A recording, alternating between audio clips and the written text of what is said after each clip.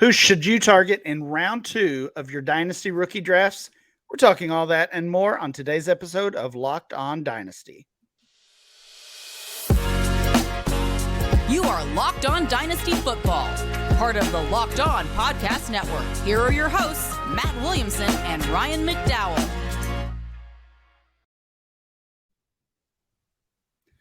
Thanks for making Locked On Dynasty your first listen every day. We're free and available on all platforms.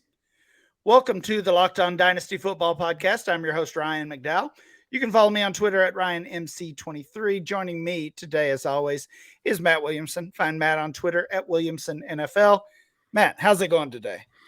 Going really well. Inching up here towards the draft. It always gets my blood flowing, pumping. The hairs on my neck stand up, and I'm looking forward to this show. Like yesterday, we talked about our first round going through the rookies, and there was a lot of picks I felt like we were all a little uncomfortable with. Where I think the second round, I'm a lot more comfortable spending these prices on these players. Yeah, at cost, right? At cost, you like them exactly. better at that cost. Yeah, that makes sense. I think that's true a lot of years in the second round. I certainly think it's true this year, and we will talk about the second round of the pre-NFL draft, rookie mock draft that we did. Did that over the weekend in anticipation of the NFL draft on Thursday. Before we jump into that, Matt, what's your NFL draft? What's draft day like for you? Well, give us the inside scoop. The draft day is very simple for me. Is the Steeler Nation Radio that I work for? I do a podcast, or I do a show, The Drive, with Dale Lawley. You've met him at the Combine. They send us there. You know, I indirectly work for the Steelers. If you go to PittsburghSteelers.com, I am all over the site, including the broadcast. Well, they are on the air for every second of the draft and an hour before once the draft kicks off, and there will be. This is local Pittsburgh radio coverage. Yes, as well as you could go to the Steelers app and it's there. Yeah. And we get tons of listeners from Arizona, Oregon, and other countries, that's their Steeler information, which is very cool. But there's, I think, 6 different hosts over the course of, what's that, like 25 hours worth of draft coverage, something like that. Yes. And yours truly is the only one that is never getting a break, that I'm on for every second of it. So that's my usual every year from down at the Steelers facility. I love it. So I take it as a compliment, though. Sure. Yeah, right. That's that's going to be fun. You'll be deep in that Pittsburgh Steelers coverage. We'll see which wide receiver they draft on day 2 this year. Maybe it'll be one of these guys we're talking about here today. We are talking, as I said, round 2 of the mock draft that we did. We is Matt, myself, Kate, and Marcus, the other host of the Locked On Dynasty podcast. You'll hear them tomorrow. In fact, you'll hear them the rest of this week as they get you ready for the draft and talk about the draft after that first round happens. They'll have their thoughts later this week. Yep. And we'll dig into it like crazy next week, I'm sure. Absolutely. Yeah. 2.01. That was Kate's pick. Kate took Michael Mayer, the tight end from Notre Dame.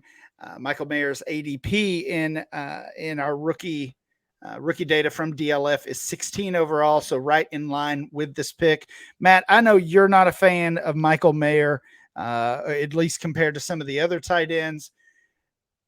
True. But what do you think in general about taking a tight end in this range? Because depending on how you value them, there's at least 4, maybe even 5 tight ends that are pretty tightly packed together. And if that's how you're valuing these guys, that all 5 are closely ranked, then maybe we should be waiting.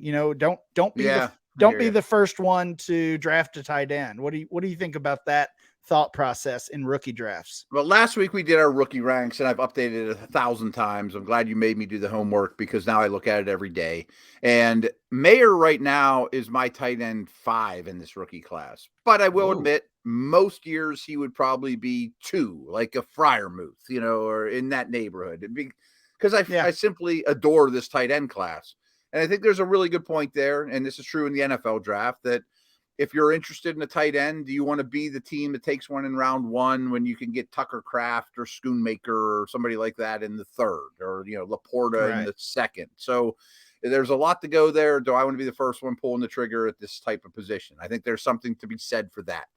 I'm not being critical of Kate's pick of Mayer. I can understand why people love him. I mean, he's the most productive Notre Dame tight end ever, and he's been a really good football player for a long time. But I'll be honest, I have the next pick in this draft. I was really torn between the player I picked and Kincaid, and I'd have been very happy at 2.02 taking either. Yeah, I don't think it's a criticism of the pick either, because this is the range Michael Mayer is most likely going to go in. I think it's more of just rookie draft strategy. If you do value those, let's say 5 tight ends closely, then don't be the first one to take one. Don't break that seal. Now, of course, if you feel like Mayer is a tier above Kincaid and the rest, or maybe if Mayer ends up being the only first round tight end, that changes things obviously. See, I think Kincaid's a tier above the rest. Yeah. Michael Mayer is the 2.01. The player you took here that you hinted at is the 5th quarterback off the board, Hendon Hooker, the 2.02, the former Tennessee quarterback, and he's got an ADP of 13. So, we'll throw out that ADP, but I don't want to focus on it too much as far as identifying reaches or steals, because right. As we kind of talked about at the end of yesterday's show, once you get to that 110 range, 111 range, from there, really throughout the rest of the second round, it's just going to be a get your guy situation, right? Like, don't be afraid to make a bad pick, quote unquote bad pick, based on the ADP. Don't be afraid to reach. Take the guy that you like, because I don't think you're going to be able to trade down and target specific players very often, because there's just really no consensus here. It's going to be as we had the quote from Daniel Jeremiah and Todd McShay yesterday. It's going to be a wild night. It's going to be a wild weekend, and it's going to lead to some wild dynasty rookie drafts. Hendon Hooker here at the 2.02. I don't know. I mean, the red flags are pretty obvious here. The age, the ACL. We've talked about that Tennessee offense, but like we said with Levis, he's still a quarterback. He's still he's not a sure thing first rounder, but certainly a chance he's a first round pick. Is that what kind of won you over, just the value of the quarterback position in the 100%. Format? I mean, all these quarterbacks I have massive questions about, less so in fantasy than the real world. But I believe Hooker will be conservatively a top 40 pick and more than likely a first rounder. And I'm quite, strongly opinionated that he will be a starter in 2024. So starting quarterbacks in Superflex are worth a lot. Absolutely. So we're 2 picks in here. Michael Mayer 2.01, Hendon Hooker at the 2.02. That was Matt's pick. We'll talk about the rest of the first round right after this. Grand slams, no hitters, and double plays are back, and there's no bet. Actually, my Pirates are playing well, which is blowing me away. There's no better place to get in on the MLB action than FanDuel, America's #1 sportsbook. That's because right now, new customers can step up to the plate with a no-sweat first bet up to $1,000. Just go to FanDuel.com/lockedon. Place your, sign up there, place your bet, get up to $1,000 back in bonus bets if you don't win. So don't miss your chance to get a no-sweat first bet up to $1,000 when you join FanDuel today. Just go to FanDuel.com/lockedon to sign up. FanDuel, the official partner of Major League Baseball.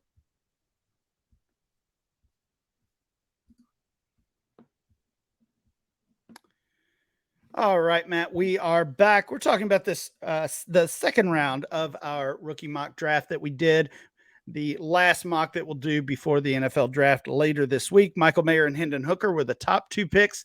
You mentioned that name, Dalton Kincaid. He's your favorite tight end, and he went with the 2.03 pick. Finally got cleared to work out, I believe. I think I saw that, but for most of the offseason, We haven't seen anything from No. Dalton Kincaid, yet that hasn't really seemed to impact his value. Most of the mock drafts you see, he's still penciled in as a first rounder, potentially the first tight end off the board. I think he'll battle Michael Mayer for that title. This is the right range, again. Yeah. Once the seal is broken, that's kind of the signal to everyone else. If you want one of these tight ends, grab him now, because after that first one goes, the others will not be far behind. Yeah, and for the real world, I can make a strong argument of Mayer over Kincaid or Washington or whomever. For the fantasy world, I think Kincaid is just clearly the best pure receiver of these tight ends. I've heard some rumors that he's a little lighter right now than people would like, but he's a movement guy. His receiving skills are very, very strong. I mean, I think he's going to catch a lot of passes. Kind of feels like a better Mike Gesicki.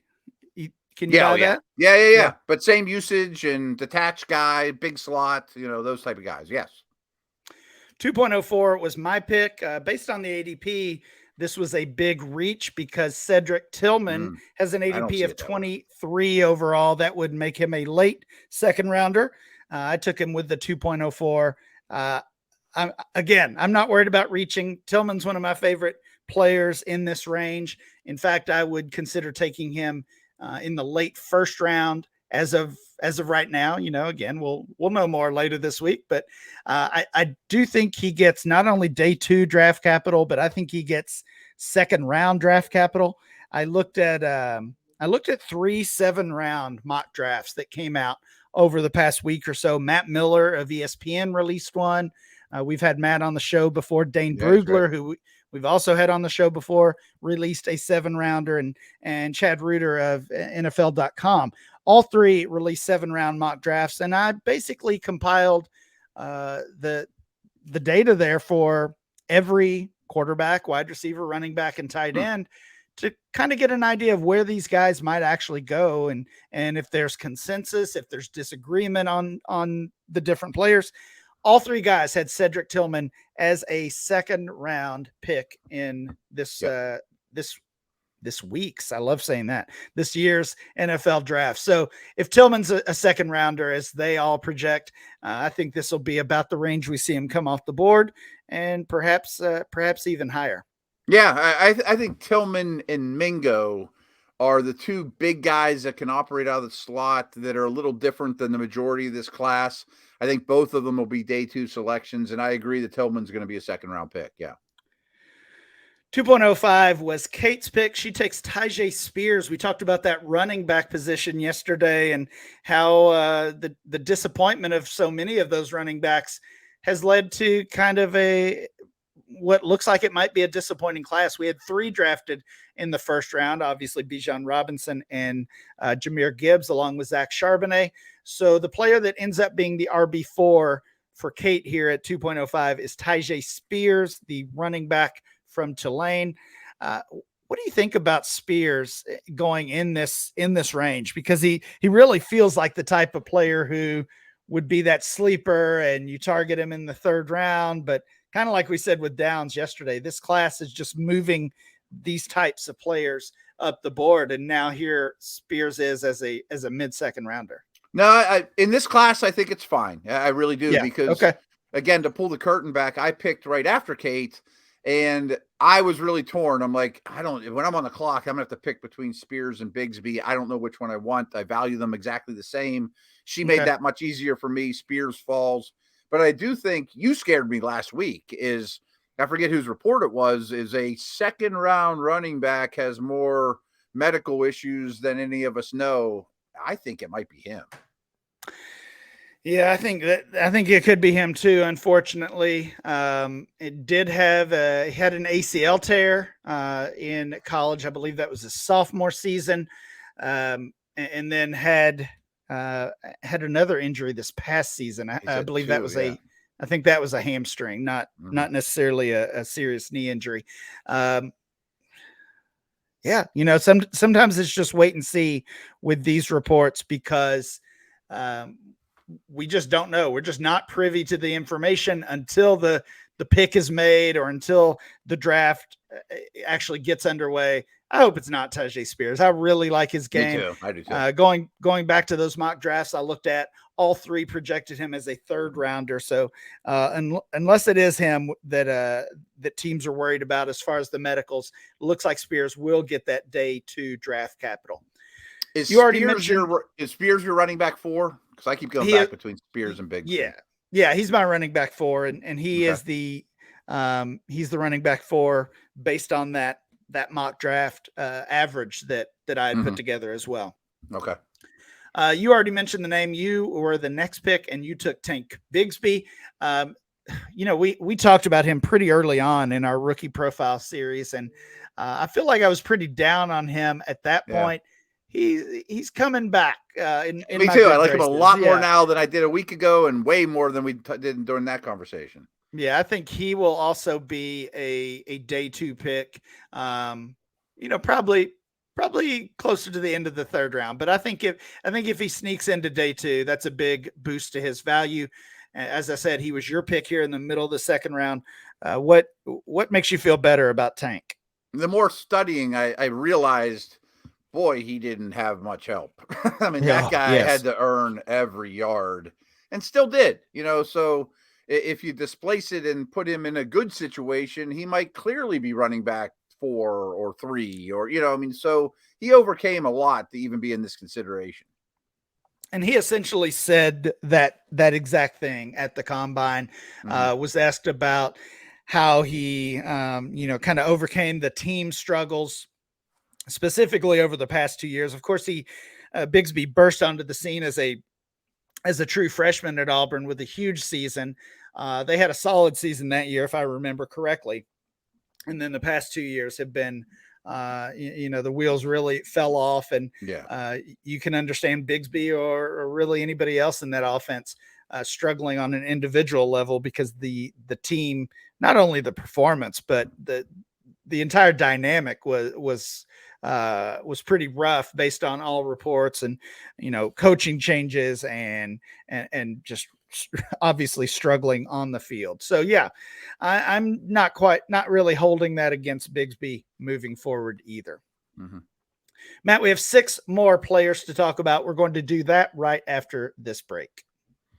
So I mentioned this yesterday that a while back, I did some mental health therapy and it was wonderful for me, and I got away from it and life gets in the way. And, I just kind of stopped going and didn't feel like doing it and haven't really thought about it since. But now that, BetterHelp is available, I'm strongly considering getting back into it. And therapy is all about, deepening your self-awareness and understanding, because sometimes we don't know what we want or why we react the way we do until we talk through things, especially with somebody who's highly qualified to help. I mean, I go to the dentist, I go to the doctor. Why wouldn't I do the same for my mental well-being? So BetterHelp connects you with a licensed therapist who can take you on that journey of self-discovery from wherever you are. I mean, so if you're thinking about starting therapy as I am, give BetterHelp a try. I mean, what it's really appealing to me is it's entirely online. It's designed to be super convenient, flexible, suited to your schedule. I love that part. Just fill out a brief questionnaire and get matched with a licensed therapist and switch therapists anytime for no additional charges. Discover your potential with BetterHelp. Visit betterhelp.com/lockedon today to get 10% off your first month. That's betterhelp.com/lockedon. Thanks for making Locked On Dynasty your first listen every day. Everydayers, tomorrow on the show, Kate and Marcus will be back. They'll be talking about the 3rd round of our rookie mock draft. Be sure to tune in, check that out, and see what they have to say about those 3rd round sleepers that we drafted in this Superflex rookie mock draft. Matt, we are going to continue talking about the 2nd round before they can get to the 3rd round.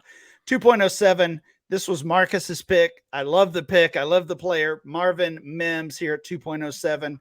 I think that's the ideal range for him. In fact, he's another player I could see moving up the board slightly. I love the player more than I love the pick, and there's a lot of steam around him right now. I think he's guaranteed to be a day 2 pick, maybe a round 2 pick. I'm just a little hard on skinny little receivers. Maybe that's a blind spot for me, but I'm for fantasy, not in the real world, for fantasy. Yeah, I can understand that. You're not alone. If you're trying to avoid skinny little wide receivers this year, good luck Right. because they are all over the place, including some of the guys we talked about yesterday, like Jordan Addison. There's just a ton of sub 6 foot, I was going to say sub 200, really sub 190 pound wide receivers. There are some small guys in this class, but it feels like an NFL trend. I don't think that it's going to go away. I don't think, some of these standards that have been in place from past years, I think are kind of fading away, or at the very least they're being altered by these smaller receivers that are making an impact. I mean, Devontae Smith, we doubted because of his size. Even Garrett Wilson, at his weight, we questioned, and these guys just continue to produce. It doesn't seem to slow them down or really matter at all when it comes to their production on the field or their fantasy impact. Yeah, and I think the rules of the league make it much easier on the Marvin Mims and Addisons of the world than at any point in NFL history times a million. Very true. 2.08 was my pick. I was looking at Mims. He was sniped away from me, so I went with my favorite running back in this range. That's a guy we've talked about from up in your way, Matt. Izzy Abanikanda, the Pittsburgh running back. I think the story is similar for Bigsby, for Abanikanda, for Spears, and probably for a couple of these other guys we'll mention. I just want to see if they get that day 2 draft capital. And if they don't, do they get a primo landing spot in the 4th round? Because we've seen that be enough to boost rookie value in recent years, that they didn't get day 2, but they did get the nice landing spot. And whichever the running backs end up in that situation from this group, those are the ones that are going to really be moving up the board and gaining value. I love Abanikanda, super productive, 21 touchdowns last year in a huge breakout season for Pittsburgh. Another guy I like in this same range was the next pick. Real quick on Izzy is the your points about draft capital and landing spot are huge, of course. But, Football Outsiders has been doing their speed score for a very long time. JJ Zacharysen's taking it up a notch. He happens to be a pick grad, by the way, JJ. And history just shows if you have a great combination of 40 time and size, you're usually very productive. And Izzy's like at the top of the list in this group. Love it. Love hearing that. Roschon Johnson was the next pick. The more I read and watch from this player, the more I like him. Me too. We mentioned Dane Brugler's name earlier. I've been reading and digging into his draft guide called The Beast. And you'll figure out pretty quickly why it's nicknamed that. But it's awesome. I actually did not know Roschon Johnson was a high school quarterback, an all-state level high school quarterback, and in fact, a high school All-American level quarterback, was recruited to Texas to play quarterback. And 1 week before his freshman season started, they had some injuries at running back. They asked him to move over and play the position, and he never moved back to quarterback. So not only has he kind of been limited somewhat, playing obviously behind Bijan Robinson, he's new to the position. He's been playing running back for 3 seasons. I think the upside here is pretty high, in my opinion, with Roschon Johnson. Me too. And along those lines, and this might not be a big deal for fantasy, but really stands out for him is he'll do anything for the team. Oh, you want me to take a backseat to Bijan? Fine. Hey, I'm going to learn how to play special teams in the meantime and be one of the best special teamers, highly respected. And where I'm going with this is he does all the little things. Like, I guarantee he'll be good in protection. Coaches will like him. They'll trust him. Yeah, love Roschon Johnson in this range. And honestly, he's a player, even if he doesn't get that draft capital, even if the landing spot's not great, I think I might still be taking a shot on Roschon Me too. here in this Yeah. second round. I want to see Short what he can do. yardage back, right. Yeah, he's gonna score touchdowns too. Your last pick of the second round, at least based on the ADP data, Matt, was the biggest reach. I know. Luke Musgrave has an ADP of 32, putting him in that the middle of that third round range. You take him here at 2.10, and I know you don't care because he's one of your guys, and you got to get your guys here. He is he's the third tight end off the board. So we had Mayer and Kincaid at the top of the round, and Musgrave here at 210. You've been on this guy really since day one of your favorite players in the class. What has you sold on Musgrave? Yeah, he's my tight end too.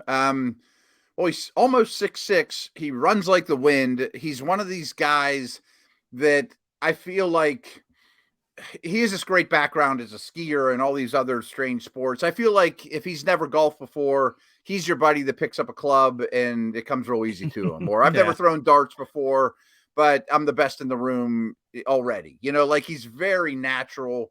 We hate that guy, don't we? Right. I'm so far from that guy, and unless he's on your dynasty team, then we like unless he's on your dynasty team. And he's my tight end too. I didn't realize it was this big a reach until today. That means I'll probably be getting him left and right. All right. I like it. Good case for Luke Musgrave there. I like one of the other tight ends that didn't sneak into the second round. So I'm going to check back tomorrow and see what Kate and Marcus have to say about him. Speaking of Marcus, he had the 2.11 in this second round and grabs Zach Evans here. So the run of second round running backs continues. We had Spears, Bigsby, Abanikanda, Roshan Johnson, and now Zach Evans. We didn't have many in the first round, but here they all are in round two. I know Evans is another guy that's kind of grown on you, if I remember correctly. We had some concerns about him. Big, upright, tall runner, had a solid career in college. Of course, left TCU to go to Ole Miss, and I would say that probably didn't end up being the best decision. But here he is, and could present a nice value late in round two. I mean, this is a guy. We talked about those disappointments. This is a guy we thought might be a top 5 rookie pick. Even like let's say a year ago. Yeah, we thought he could be a really one of the anchors of this class, and instead his value anchored. No, and I can see the NFL not loving him. There are some inconsistencies, but he is explosive. You can see why he was a heavily recruited player. He does have some size, so I'll take the chances there. I was really torn between Musgrave and Evans. They're both two of my favorites that I think I'll end up with a lot. With the last pick here, I had to end the fall for Jalen Hyatt. I took Jalen Hyatt with the 212 pick. Not that long ago, it seems like I was saying I would prefer Tillman to Hyatt at their ADP.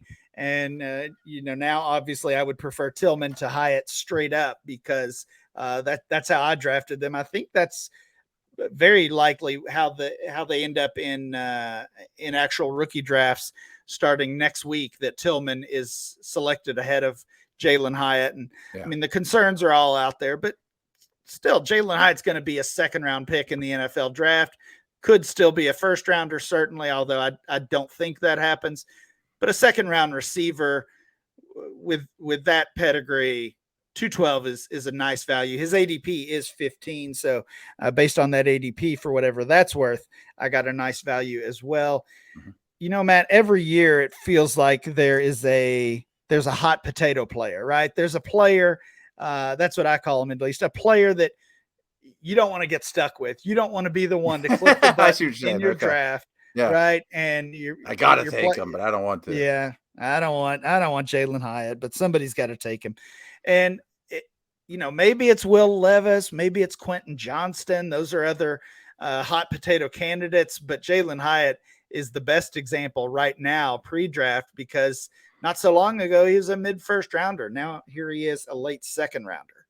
Yeah, I bet there's a lot of listeners going, that was the steal of the draft, Ryan. What are you talking about? This guy's going to be a top 40 pick, and he's super dynamic, and he might be. I'm not even disputing that. I just think that he's a skinny guy, so I'm a little prejudiced against the skinny guys. I think they get pushed around more in the league, and he runs like 3 routes. I mean, I just think he might take some time, and even when he does peak, he's never going to be a 80 catch a year guy, I don't think. No, I don't think so either. And I think NFL teams know that. But right. If you've got his speed, do you need to run the full route tree? No, I mean, no. What he does is hard to coach, or you can't coach. Yeah. It's valuable. That is round 2 of our pre-NFL draft Superflex rookie mock. It went Michael Mayer, Hendon Hooker, Dalton Kincaid, Cedric Tillman, Tyjae Spears, Tank Bigsby, Marvin Mims, Israel Abanikanda, Roshan Johnson, Luke Musgrave, Zach Evans, and Jalen Hyatt. As we already said, Kate and Marcus will be here tomorrow to take you through round 3 of our picks and to get you ready for Thursday's NFL draft. We can't wait. Matt, enjoy it. Everyone out there, enjoy it. That'll do it for today's show. Please make sure you download and subscribe or follow for free on YouTube or wherever you get your podcast. Remember to follow the show at Locked On Dynasty. Follow Matt at Williamson NFL. And I'm Ryan, MC23. We'll be back next time with more Locked On Dynasty.